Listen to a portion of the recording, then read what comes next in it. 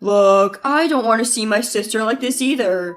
But you're her sister-in-law. It's okay for you, right? Well, actually, my name is Susan. My husband, Tom, and I have been together since high school, and we recently got married. When I say that, people often ask, so you were classmates? But we actually went to different schools. We met when I visited my close friend, Mila's house after a club meeting in high school, and Tom was there. So I've known Tom's family for a long time, and we're pretty close. Mila, who technically is my sister-in-law now, I still call her Mila like before, not sis. Our relationship has always been good, and it's remained that way even after moving in together. Before Tom and I got married, our workplaces were quite far from each other, so I was planning to quit my job when we got married. We were actually planning to rent an apartment near Tom's parents' place. Susan, I'm sorry. I've been so busy with work that I haven't had time to look for a place. Can we live with my parents until things settle down? This is how we ended up living with his family right after our marriage. Well, I do bear some responsibility for this, since I was totally fine with moving back to our hometown. Besides, Tom works in his family's business, so living with them would make things easier. With that in mind, I gladly agreed to move in. I was confident that I could live with my husband's family without any problems. They lived in the countryside, so I haven't found a job here. So now I'm supporting Tom and his parents, who are self-employed, every day. I do housework and occasionally help with their business. Mila lives nearby, and she gets days off on weekdays, so she comes to see me from time to time. I have someone to talk to, and I think I'm having a pretty fulfilling day. But there was a problem even in such peaceful days. One day, suddenly, Mila started acting strange. She started to forget things more often, and her face clearly changed from before. Even I, who doesn't see her very often, noticed it. It seems that Mila also noticed it herself. I went to the hospital. They said I have early-onset Alzheimer's. I'm scared. One day, Mila confided in me like this at my husband's family home. Of course, neither Tom's parents nor Tom knew anything about the disease. But if she has Alzheimer's, living alone would be difficult. In a rush, Tom's parents took over her house somewhat forcefully and decided to live with her. And that's when my days of hardship began. Even after starting to live with Mila, Tom and his parents were indifferent to providing care for her. We have work to do. Can't help it. Well, go make money, so we'll leave Mila to you. With that, they eagerly headed to their store. At first, I thought they must be busy with their business, but the three were clearly avoiding their responsibility to look after Mila. I'm old, and work is tough. I can't take care of Mila too. I don't want to see my daughter change. Sorry, Susan. After getting married, I have to provide for us as the breadwinner. Leave the money-making to me. In return, I want you to take care of the house. It's important for a couple to share roles, right? They would say such things, leaving me to take care of Mila while the three watched TV. Mila wasn't entirely unconscious. Seeing the three of them like that made her look sad. I'm sorry, Susan. I'm sorry. Seeing Mila cry like this, I was at a loss. But the situation got even worse. Unbelievably, Tom and his parents had secretly signed a contract for a new home, and they were preparing to move. We're tired from work. If we had an Alzheimer's daughter, we wouldn't have time to rest. You should continue to stay here and look after Mila. It's fine since you're only doing housework anyway, right? We won't push you too hard, so we'll spare you the housework at our new house. You were always close to my sister, so it's not a problem, right? It's not like she's a stranger. We'll send plenty of money for living expenses. Take care. With that, the three really left. Of course, Mila and I were left behind. All three of them seem to go to their store every day, but they don't ever come by to see us. Even if they see me, they don't even ask about Mila. That's when I finally realized that the three had completely ran away from looking after Mila. And I was stunned at my own situation. What's going to happen to me? From what I found out, early-onset Alzheimer's can't be completely cured, though the progression of symptoms can be suppressed. Will I continue to look after Mila forever? If so, I won't be able to find another job. Right now, I have a lump sum of money that Tom left. He said he would keep sending some more. But will they really continue to make payments forever? I couldn't trust the people who abandoned Mila. Moreover, the money I've received isn't enough to live on without working for the rest of my life. I must work outside, but I can't leave Mila alone at home to go hunt for jobs. Maybe I should rely on public welfare, but even when I look it up on the internet, there are too many technical terms to understand the whole process. Above all, my brain isn't functioning due to lack of sleep. It was during my despair that it happened. Finally, it worked! A vibrant voice was heard. There's no way! But I looked at Mila. There she was, with a much stronger expression than before. Of course, she didn't look like she was suffering from Alzheimer's at all. Surprised, I listened as Mila explained. Susan, I'm sorry to surprise you.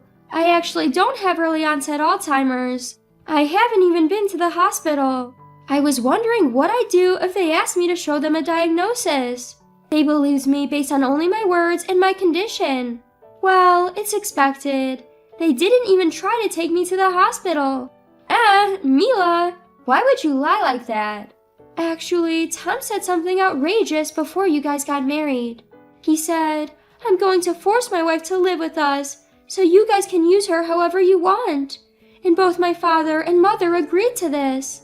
That's when I knew things were not right.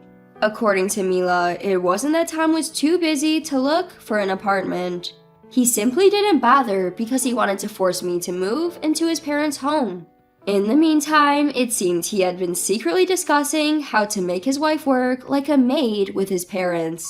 At first, I thought he was just trying to be a big guy in front of our parents, since he was about to get married. But I was wrong. He never really looked for a new place, and even after you guys got married, he clearly became a misogynistic husband. He was saying terrible things behind your back. So, while it wasn't my place to interfere, I couldn't stand seeing my dear sister-in-law being treated like this. That's why I decided to expose their true colors. Mila talked to her friends about this, and she decided to pretend to have early-onset Alzheimer's. Normally, her parents would step in to provide care, but that wasn't the case. Just as Mila predicted, they pushed all the care onto me, and they ran away from home, leaving only some money behind. When she told me all this, I finally understood. I thought I wouldn't have to worry because I was living in a house I've known since childhood. I convinced myself I was happy because I didn't have any severe mother-in-law and daughter-in-law problems. But it was different. From the time I got married until I had this conversation with Mila, I was never truly happy. I couldn't be alone with Tom, and I was constantly busy with housework. Even when I was doing housework late into the night, no one said anything. Oh, you're not done yet? That's tough. Good night. You're really inefficient. Are you sure you'll be okay like this? I was told things like this, but since there was no clear verbal abuse, I didn't realize I was unhappy. Susan, you always put yourself last. But I figured they'd run away right away. Plus, they run their own business, so they care about their reputation. So I thought they would leave some money behind. That way, I thought I could give you some freedom. At those words, I remembered. Indeed, Mila had been pretending to act strange. To a stranger, she might look sick, but she only forgot things and didn't burden me with personal care like toilet or bath assistance. That must have been because she was considerate of me. Mila's actions gave me courage. There's someone who cares about me so much. Now, I wanted to repay her for looking out for me. After that, I started preparing to move and looked for jobs without telling Tom and his parents. Mila continued to pretend to be ill only when the three of them came. But she secretly helped me with all my moving preparations wholeheartedly.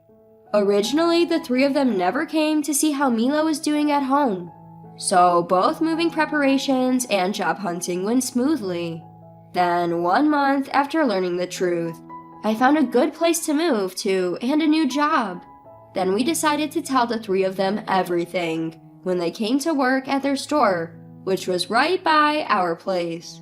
Actually, I was planning to sneak out, but... I was thinking of leaving quietly. You're too soft, Susan. We have to make them regret all that they did to you. These were Mila's words that made me determined to tell them.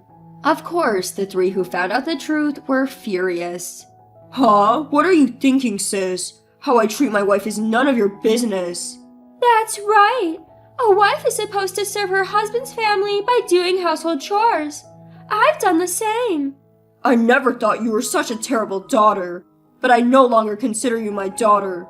I don't recognize Susan as our daughter-in-law either. Return all the living expenses you took from us, and don't ever come back to this house. That's right. How can I stay married to someone like you? Divorce me and get out. Oh, and of course, return the money. That's right. Money is important. Please give it back. The three of them all told me to return the money. But Mila took out a piece of paper. Do you remember this? This is the note you left when you dumped me on Susan and left. That is... Written on it was, we're giving you this money as living expenses, so please take care of our daughter. Out of habit as entrepreneurs, all three of them left their signatures and personal seals on the note. With this, they can't say that I took their money on my own. I wonder what would happen if I take this and leave. I'm not sure this is legally binding, but I think it's worse for you guys if the neighborhood finds out. Running away after dumping your sick daughter on your daughter-in-law as entrepreneurs?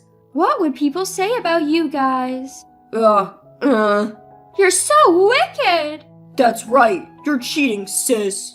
The three of them complained, but seemed unable to say anything more. After all, the three of them had indeed dumped their sick daughter and their daughter-in-law and fled to a new home.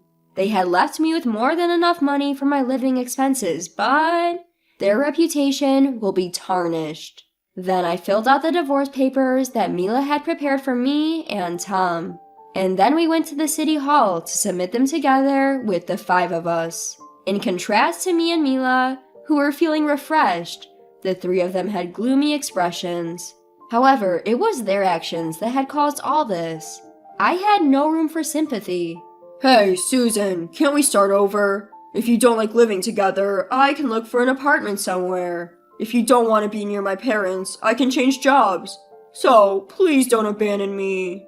What are you talking about? It's not about living together or being self-employed. That's not why I'm changing jobs. Then why? You don't get it, do you? This time, Tom, you were about to abandon Mila, right?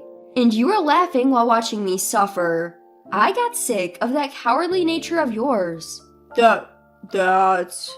Tom was depressed, but that couldn't be helped. Rather, I was appalled that Tom didn't understand the reason for my anger until I told him. Why did I live with people like this? To be honest, I was full of regret. But anyway, Mila and I managed to move out of my in-laws' house. Moreover, unbeknownst to me, it seemed that Mila had been laying some groundwork in our neighborhood. Actually, I've been ill recently. Yet, my family abandoned me, leaving Tom's wife to care for me. Despite that, she took great care of me. Huh? Is that so? I had indeed noticed something off recently. Are you okay now? Yes, it's all thanks to her. But after this, I've had enough of my family. So I decided to run away with her. I'd be scared if they abandoned me when I fall ill again. Well, yeah, I think that's a good decision. Can't trust a family that won't help in tough times. So, you two are leaving together? Both of you take care. Yes, thank you. But really, who would have thought they were such people? You can't judge a book by its cover, huh? Kinda hard to trust. Mila's groundwork had an enormous impact. After all, she was seen being pushed around the neighborhood in a wheelchair by me. The three members of my in-laws' family didn't even offer to push her in her wheelchair. Besides, the neighborhood had noticed them visiting the store every morning and evening. It had started some gossip about what was really going on. That's why they believed Mila's words. The rumor spread rapidly once we left. Now they seem to be living in a state of ostracism. Mila, what have you done? Come back and explain properly. Yes, we can't run the business. What are you going to do about it? Sis, this is too much. Help us, and try to convince Susan to reconcile while you're at it. Such texts came in on Mila's phone almost daily. Of course, nobody would shop at a business that was being ostracized. Mila doesn't seem to plan on helping them, so their business will probably continue to struggle. But still, I can't find it in me to sympathize with them at all. As for me, I'm doing my best at my new job. A new location, new relationships, a new job.